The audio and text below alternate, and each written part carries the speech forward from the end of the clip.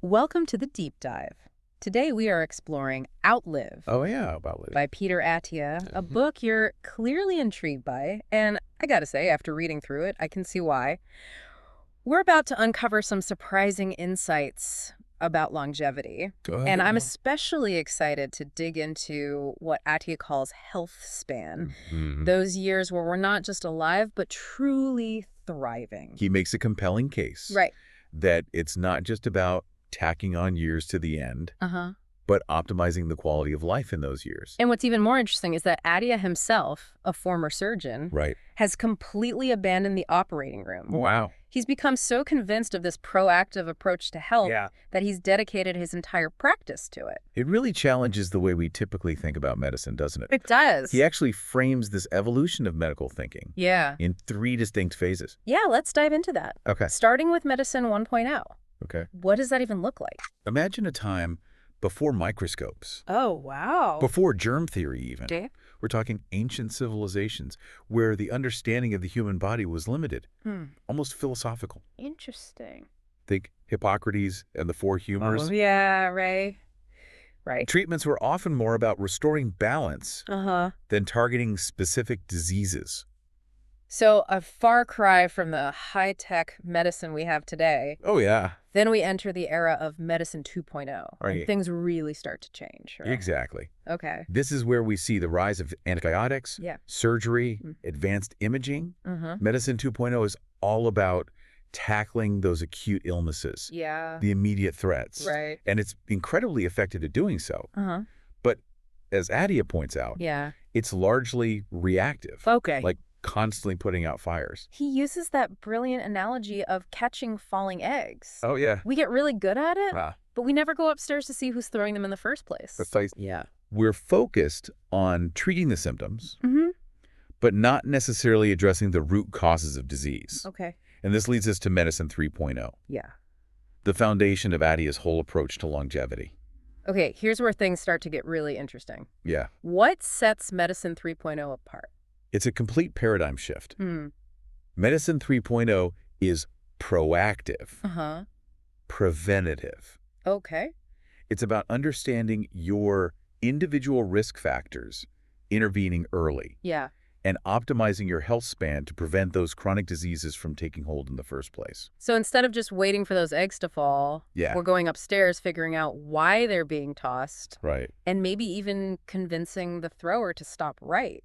That's a great way to put it. Yeah. It's about empowering individuals to take control of their health destiny. Okay. And to do that, Uh-huh. Attia lays out what he calls the 4 horsemen, Okay.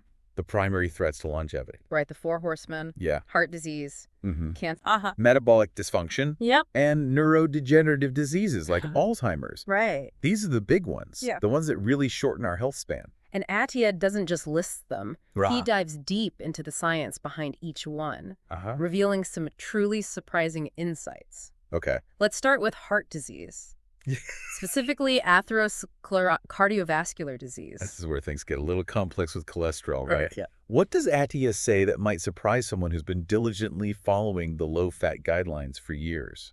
He really challenges the conventional wisdom on cholesterol. Okay. He argues that we've been fixated on the wrong target, Uh-huh. total cholesterol levels. Hmm. What really matters, he says, Okay. are ApoB particles. Okay, hold on. ApoB particles. Yeah. Most people haven't even heard of those. Yeah. What are they and why are they so important? ApoB particles are essentially the vehicles that carry cholesterol through your bloodstream. And Attia makes a compelling case, Uh-huh. backed by research, Okay. that it's the number of these particles, Mm-hmm. not just the total cholesterol level that determines your risk for heart disease. So it's not just about lowering cholesterol. Right. It's about reducing the number of these little cholesterol fairies floating around in our blood. Exactly. Wow. He even goes so far as to debunk the myth Okay. that dietary cholesterol is the main problem. Hmm.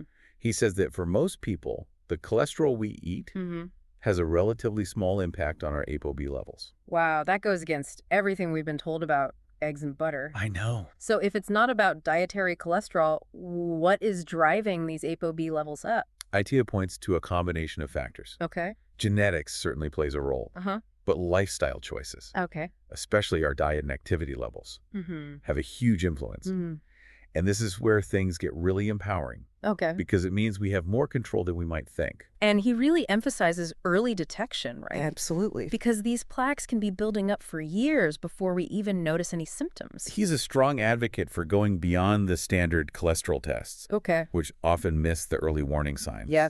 He suggests considering more advanced imaging techniques, like CT angiograms, Okay. which can actually detect plaque buildup in the arteries. So we're not just talking about lowering cholesterol numbers on a blood test. Right. We're talking about actually seeing the buildup in the arteries Okay. and intervening before it becomes a serious problem. Right. This is really prevention on a whole new level. Exactly. Yeah. And to achieve that, Uh-huh.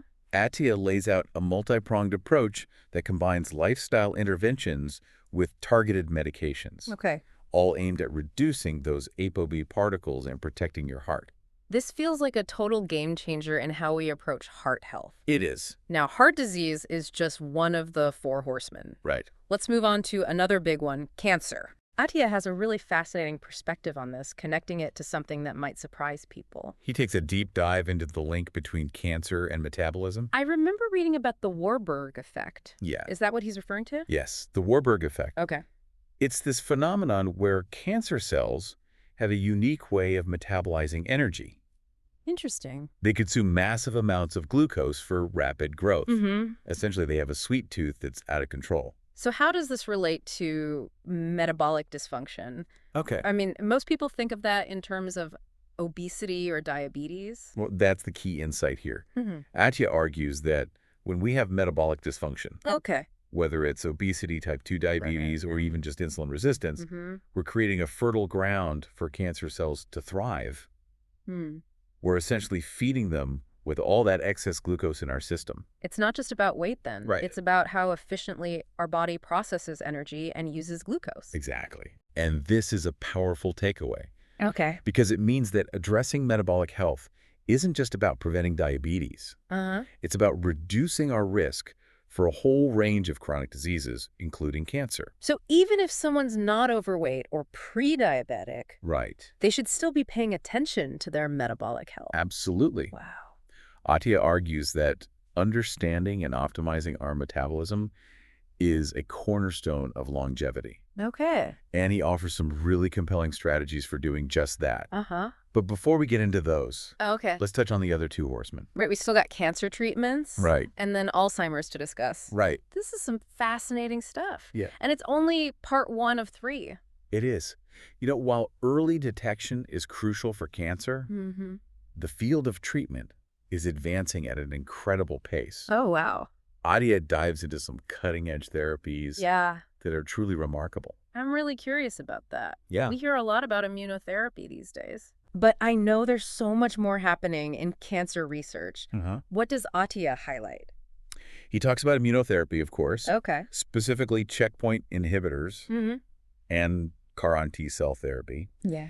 These treatments are revolutionizing how we fight certain cancers by essentially supercharging the body's own immune system Interesting. to target and destroy cancer cells. It almost sounds like science fiction. I know, Rin. Reprogramming our own cells to fight disease. It's pretty amazing. Yeah. And it's having a real impact on survival rates for some cancers. Wow.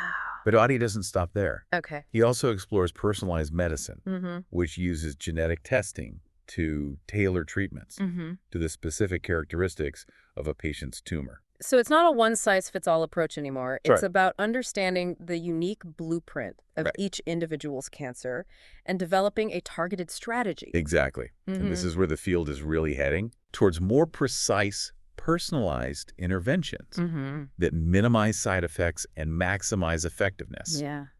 He even touches on the potential of gene editing technologies, Okay. like CRISPR, I've heard of that. which could one day be used to literally edit out cancer-causing mutations. It's incredible to think about the possibilities. I know. But with all this talk of high-tech treatments, Right. does Attia still emphasize the importance of early detection? Absolutely. Okay. He makes it very clear that catching cancer early gives us the best chance of successful treatment, no matter how advanced the therapies become. Okay. He talks about the limitations of current screening methods Yeah. and points to the potential of liquid biopsies, Okay. blood tests that can detect circulating cancer cells, as a game changer for early detection. It seems like the future of cancer treatment is a combination of high-tech interventions and proactive screening to catch it as early as possible. Exactly. And that brings us to the third horseman. Okay. Metabolic dysfunction. Yeah. This one might feel a little less dramatic than heart disease or cancer, but Attia argues that it's the underlying driver of many chronic diseases and a major threat to health span. A lot of people might hear metabolic dysfunction and immediately think of obesity or diabetes. Right. But you're saying it's much broader than that. It is. Okay. While obesity certainly plays a role, metabolic dysfunction is really about how efficiently our body processes energy and regulates blood sugar. And the key player in all of this is insulin. I remember Attia talking about insulin resistance. Yeah, that's where things start to go wrong, right? Yes, insulin resistance is at the heart of metabolic dysfunction. Okay. It's basically a state where our cells become less sensitive to insulin, the hormone that helps our body use glucose for energy. When this happens, our blood sugar levels start to rise. And over time, it can lead to a whole cascade of problems. And he makes a really compelling connection between this modern epidemic of metabolic dysfunction and our modern diet. He does. Okay. He argues that our overabundance of processed foods, refined carbohydrates and sugar, overwhelms our ancient metabolic pathways. Interesting. Our bodies simply weren't designed to handle the constant influx of these easily digestible sugars. So it's not just about how much we eat, but also about the types of foods we're consuming. Absolutely. Okay. The quality of our diet plays a huge role in our metabolic health. And he also highlights something called NAFLD. Okay. Non-alcoholic fatty liver disease. What does that mean? Yeah. Does it only affect people who drink a lot of alcohol? No, as the name suggests. Okay. It's fatty liver disease that develops even in people who don't drink excessively. It's essentially a sign that the liver is struggling to process all the excess sugar and fat in the diet. And that can't be good. It's not. An AFLD is linked to an increased risk of heart disease, type 2 diabetes, and even liver cancer. Wow. And it's often silent with no symptoms in the early stages. That's scary. Yeah. So how do we know if we're at risk for metabolic dysfunction? What can we do to prevent or reverse it? Attia advocates for a multifaceted approach. Okay. He's a big proponent of continuous glucose monitoring, Yeah. even for people without diabetes. Interesting. He says it's like having a window into how your body responds to different foods. I've heard about these continuous glucose monitors. Yeah. They're becoming really popular. They are. How do they work and why are they so helpful? They're small devices that you wear on your arm, and they constantly track your blood sugar levels throughout the day. This personalized data can help you see how different foods, exercise, and even stress affect your blood sugar. Okay. And that allows you to make informed choices about your diet and lifestyle. It's like having a personalized nutrition coach right on your wrist.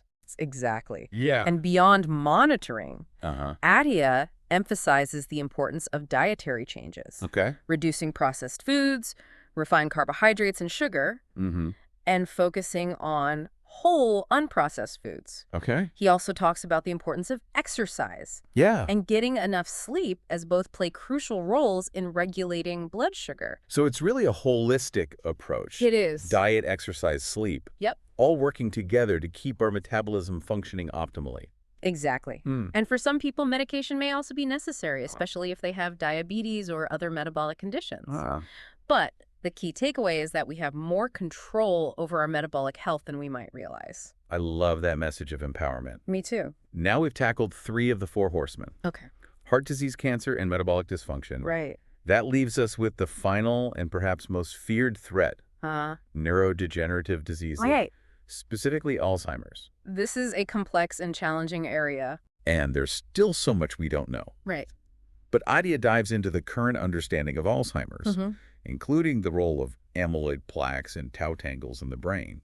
He also talks about the APOE gene, right? It does. I remember reading about that. Yeah. How it can influence our risk for Alzheimer's. Yes, the APOE gene comes in different versions. Okay. And some versions are associated with a higher risk of developing Alzheimer's. Attia is a proponent of genetic testing for APOE. Okay. Not because it can predict the disease with certainty, but because it can provide valuable information for making lifestyle choices. That might mitigate risk. So even if someone has a gene that increases their risk, they can still take steps to protect their brain health. Absolutely. Wow. Attia emphasizes that genes are not destiny. Okay. Our lifestyle choices have a huge impact on how our genes are expressed. Interesting. And he highlights a fascinating connection between Alzheimer's risk and vascular health. He uses that phrase, what's good for the heart is good for the brain. Exactly. Okay. Maintaining healthy blood vessels and good blood flow to the brain is crucial for cognitive health. And many of the things that we do to protect our heart, like exercise, a healthy diet, managing blood pressure, also benefit our brain. It seems like there's a lot of overlap between the strategies for preventing heart disease and Alzheimer's. There is. Yeah. Attia argues that a holistic approach to health is essential for protecting our brain as we age. Okay. He also discusses other potential preventative measures, including getting enough sleep, managing stress, engaging in mentally stimulating activities, and nurturing social connections. So even though there's no cure for Alzheimer's, there are things we can do to reduce our risk and potentially slow down its progression. Exactly. And research in this area is moving quickly. So there's reason for optimism. Now, we've covered the 4 horsemen, the major threats to longevity. But Attia doesn't just leave us there dwelling on the risks. He shifts our focus towards action, towards solutions. That's what I love about Attia's approach. We too. He doesn't just present the problem, he empowers us to do something about it. Exactly. So what are some of the key lifestyle interventions he recommends for extending our health span? He outlines several key strategies. Exercise, nutrition, sleep, and emotional health. All aimed at optimizing our physical, mental, and emotional well-being. And he doesn't just offer generic advice. He dives deep into the science behind each one, explaining why they're so important and how they impact longevity. I'm really eager to dig into those. Let's start with exercise. Okay. What are some of Attia's key insights in this area? He goes beyond the typical cardio versus weights debate and presents a more holistic approach to exercise, emphasizing the importance of incorporating different types of movement into our routine. He even introduces this really intriguing concept called the centenarian decathlon. The centenarian decathlon. Yeah. I love that. What is it? It's essentially a list of 10, 15 physical activities that you want to be able to do well into your later decades. Think about the things that bring you joy, the things that allow you to experience life to the fullest. It could be hiking, dancing, playing with your grandkids, traveling the world. Wow. Whatever it is, write it down. So it's not just about hitting the gym and lifting weights. It's about having a vision for how you want to live your life and then training your body to support that vision. Exactly. It's about functional fitness. About building strength, endurance, flexibility, and balance to support the activities that make life meaningful. Wow. And he breaks down this concept into 3 key components. Zone 2, training. And stability training. Okay, let's unpack those one by one. All right. What is Zone 2 training? Zone 2 training is a type of cardio that focuses on maintaining a moderate intensity level. You should be able to hold a conversation while exercising. It's all about improving your mitochondrial health and helping your body use glucose more efficiently. So it's not about pushing yourself to the limit. It's about finding that sweet spot where you're challenging your body, but not overexerting yourself. Exactly. And research suggests that Zone 2 training is particularly beneficial for longevity, as it helps improve cardiovascular health, metabolic health, and even cognitive function. What about strength training? I know that's important for maintaining muscle mass as we age. It is. Attia emphasizes the importance of functional movements. The types of exercises that help you perform everyday tasks with ease, like lifting groceries, getting up from a chair, or climbing stairs. So it's not just about bulking up. It's about building strength that translates into real-life activity. Exactly.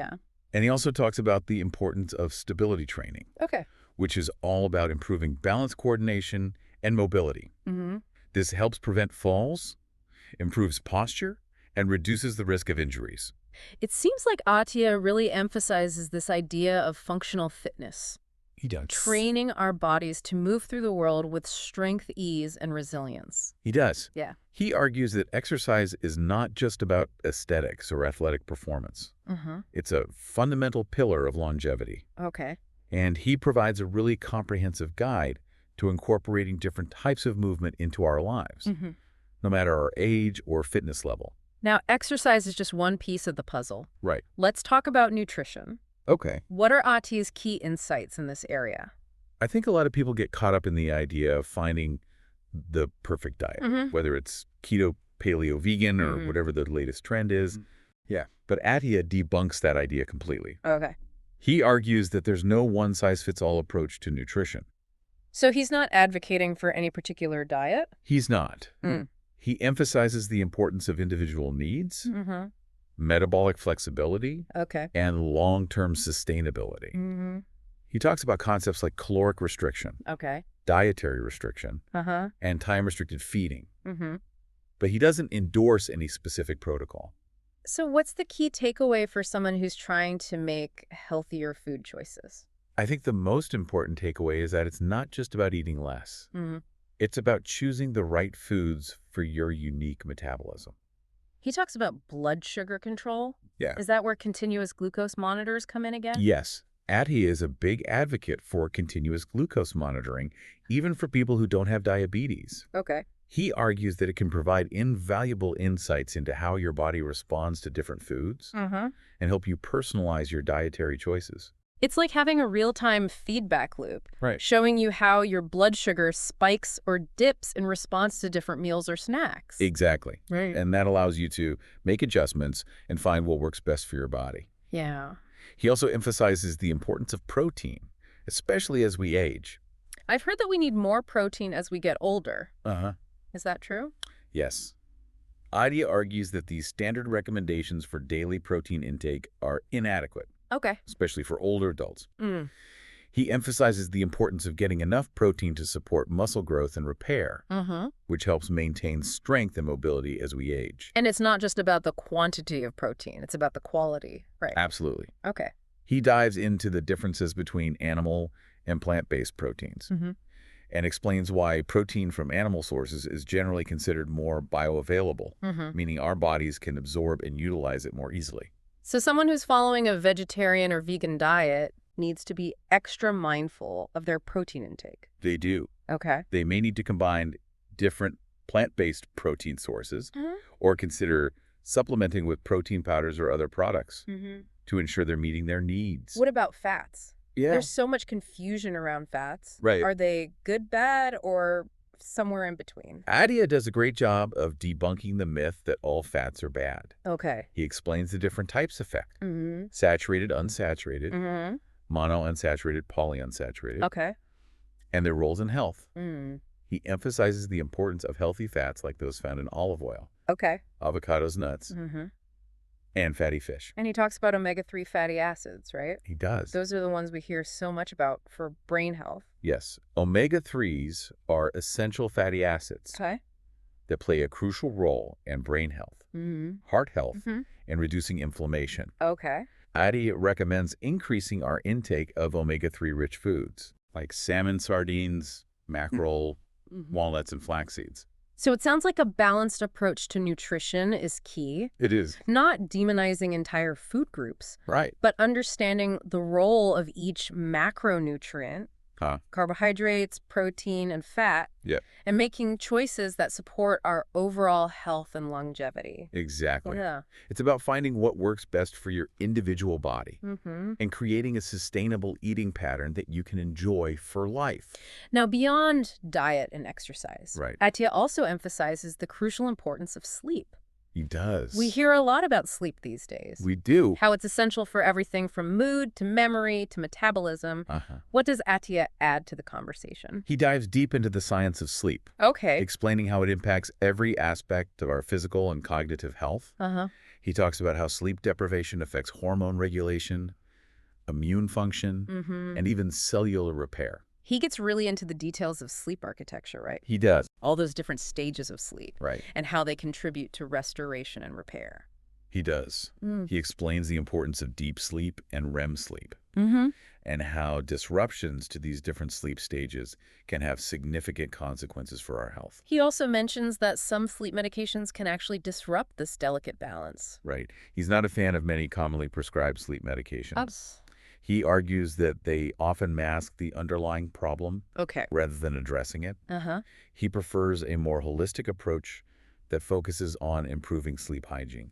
So what are some actionable tips for improving sleep hygiene? What can we do to ensure we're getting the quality sleep we need? Attia recommends establishing a regular sleep-wake cycle, going to bed and waking up at the same time each day, even on weekends.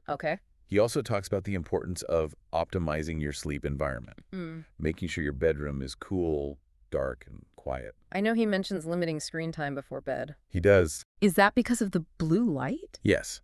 The blue light emitted from electronic devices can interfere with melatonin production, the hormone that regulates our sleep-wake cycle. He recommends avoiding screen time for at least an hour before bed. And he also talks about avoiding alcohol and caffeine in the evening, right? Right. Alcohol and caffeine can disrupt sleep patterns, even if you consume them several hours before bed. He recommends limiting your intake, especially in the hours leading up to bedtime. So it's really about creating a consistent, calming bedtime routine and optimizing our environment to promote restful sleep. Exactly. And he emphasizes that sleep is not a luxury. It's a biological necessity, just like food and water. Attia seems to really drive home this message that all of these lifestyle factors, exercise, nutrition, sleep, are interconnected. It's not enough to just focus on one area. We have to address them all holistically. He does, and he doesn't stop there. He also talks about the importance of emotional health, something that's often overlooked in traditional medical models. This is where things get really personal, right? He's very open about his own struggles with anger and anxiety. He is. And he shares his own journey to highlight the profound impact that emotional well-being has on longevity. He argues that it's not just about avoiding negative emotions. It's about cultivating positive emotions, practicing mindfulness, and building meaningful connections. I think his willingness to be vulnerable about his own challenges makes his message even more powerful. I agree. It makes it clear that this isn't just about following some abstract set of rules. It's about embracing the full spectrum of human experience and finding ways to navigate the challenges that life inevitably throws our way. Exactly. He also encourages people to seek help if they're struggling. He makes it very clear that asking for help is a sign of strength, not weakness. He talks about the importance of therapy, and he shares some of the tools and techniques that have helped him manage his own emotional health. So, we've covered a lot of ground here. We have. We've explored the 4 horsemen, the major threats to longevity, and we've delved into some of the key lifestyle interventions that can help us address them. We have. We've talked about the importance of a holistic approach that encompasses physical, mental, and emotional well-being. Attia provides a wealth of information in this book. He does. But it's all rooted in science and presented in a way that's both accessible and actionable.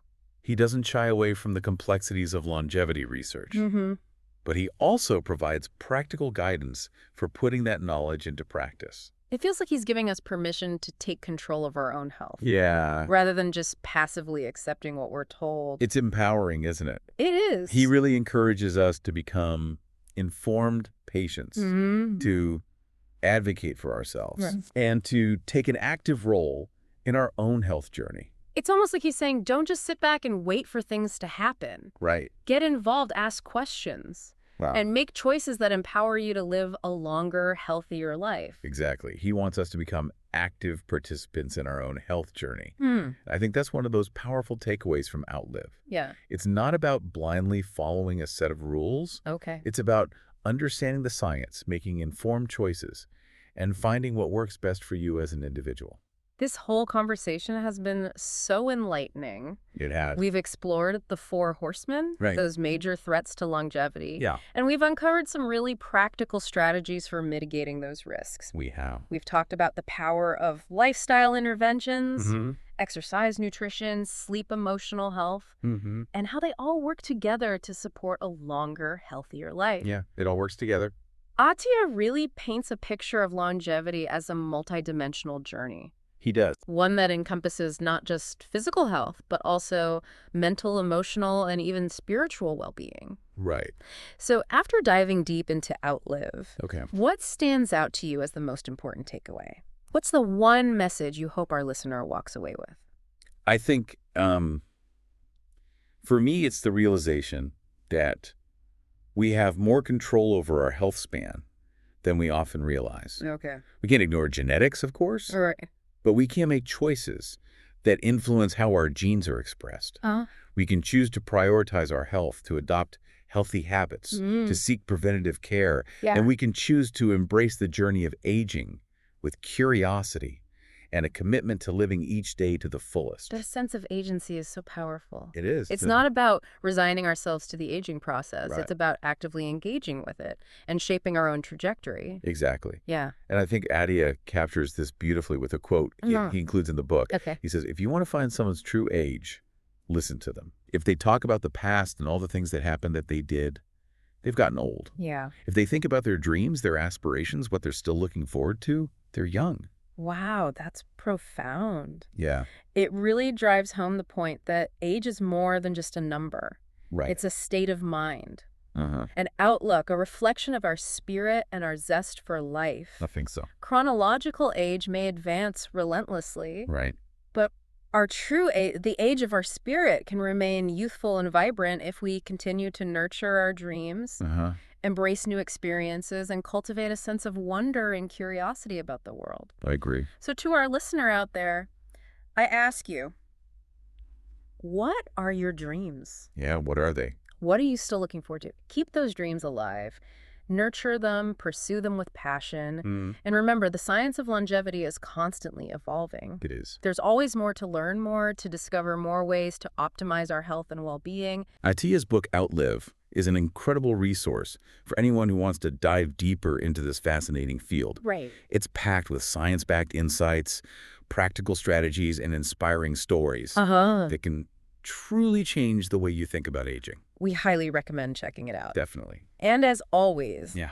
remember to consult with your healthcare provider before making any significant changes to your diet, exercise routine, or medical treatment. That's right.